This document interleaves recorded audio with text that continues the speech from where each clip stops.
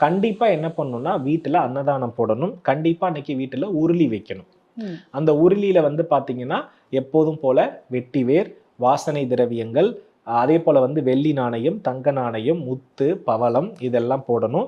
அதுக்கப்புறம் பன்னீர் ரோஜா, மல்லிகை, வெற்றிலை இதெல்லாம் வச்சு என்ன பண்ணணும், தாமரையோடு நல்லா டெக்கரேட் பண்ணி அதையே நம்ம லட்சுமியாக பாவிக்கணும். எதை? உருளிய.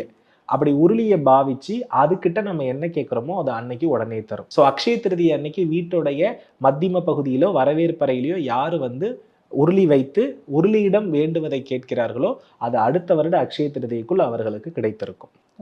அப்ப என்னன்னா இந்த இந்த ஒரு விஷயமும் ஒரு பிளஸ்.